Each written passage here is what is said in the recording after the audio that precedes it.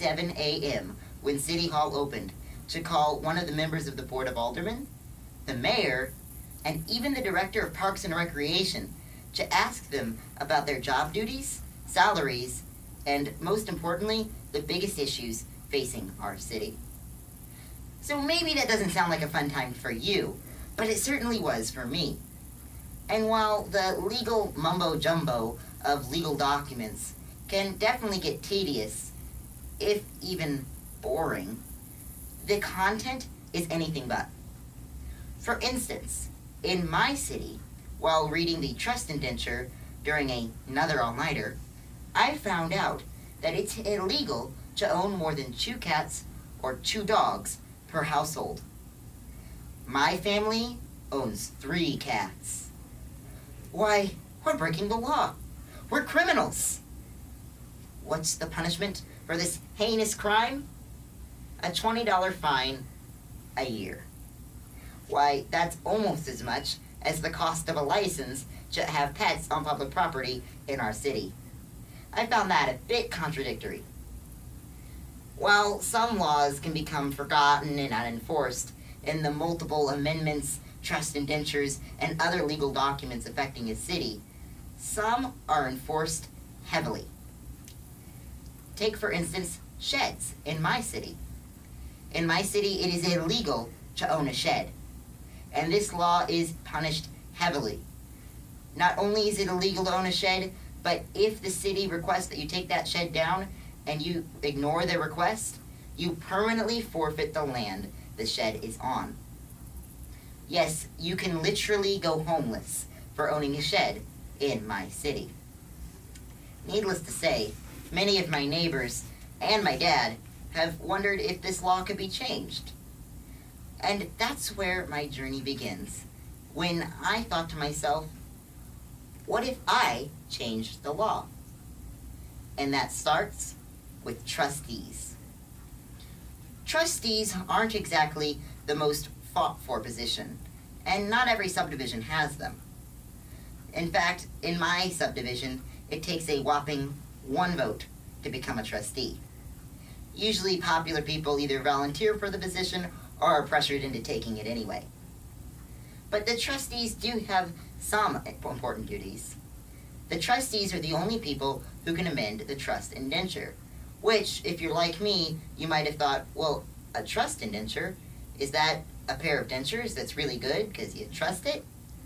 But that's not what it means at all. In fact, a trust indenture is a legal document that contains the regulations for the exterior of your house and your property.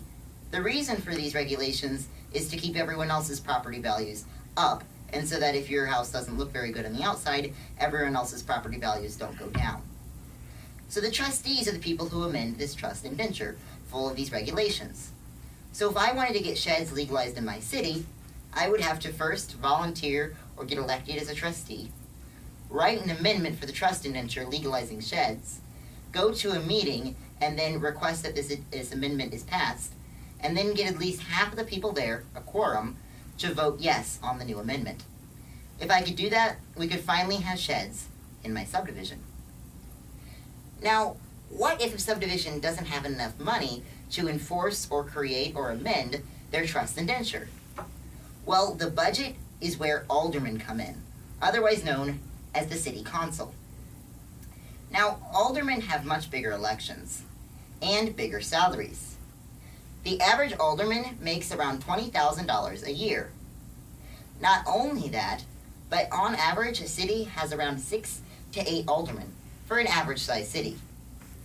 And not only that, but an alderman, on average, works 8 hours every 3 weeks. Yes, don't you love government? Now, certainly it could be a little more efficient, but with that kind of money, the job must be pretty important, right? Well, according to the alderman I called that at 7 a.m. in the morning, no, not exactly. You see, aldermen have some pretty powerful duties. The aldermen are in charge of raising or lowering taxes or rezoning areas inside of the city. However, my alderman said that usually they forego this ability for fear of public backlash.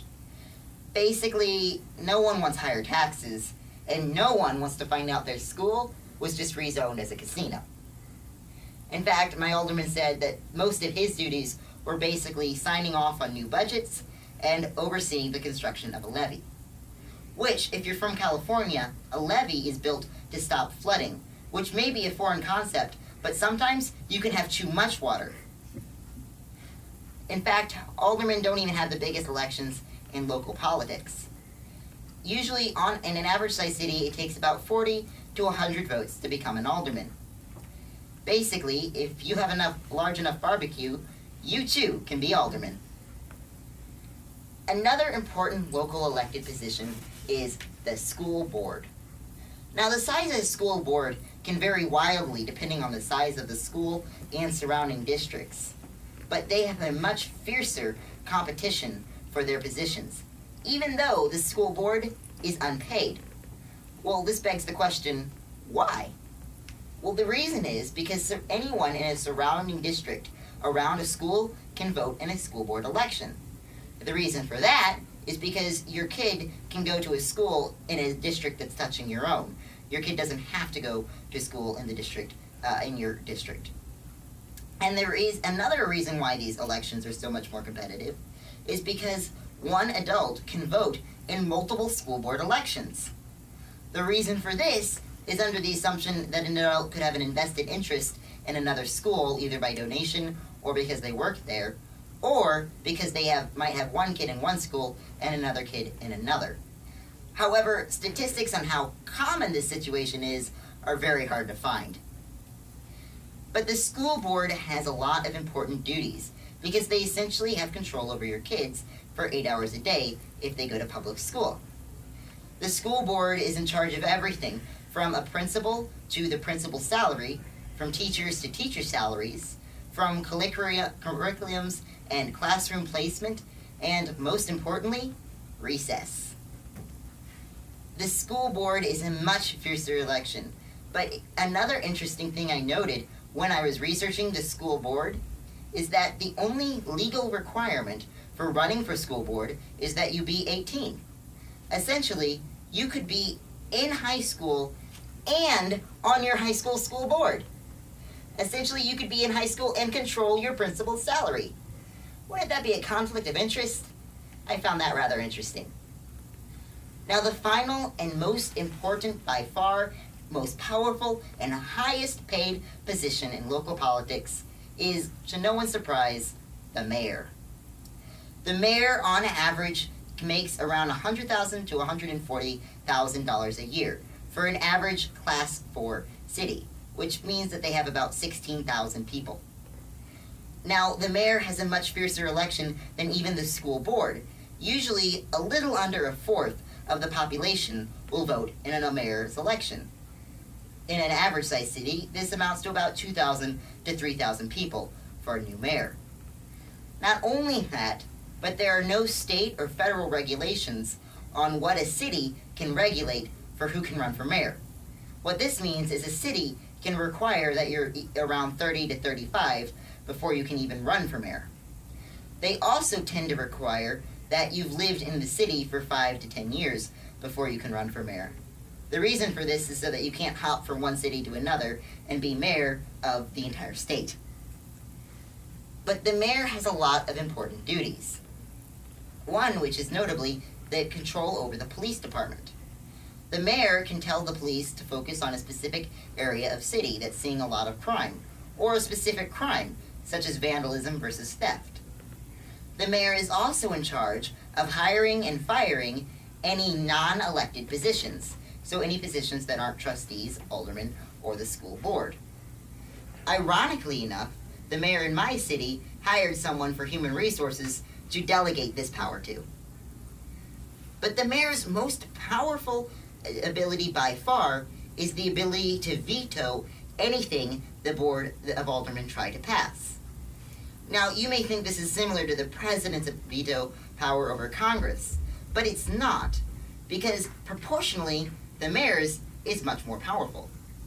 Because unlike with Congress, where Congress can get around a presidential veto with 75% vote or more, the Board of Aldermen have no way to get around a mayor's veto.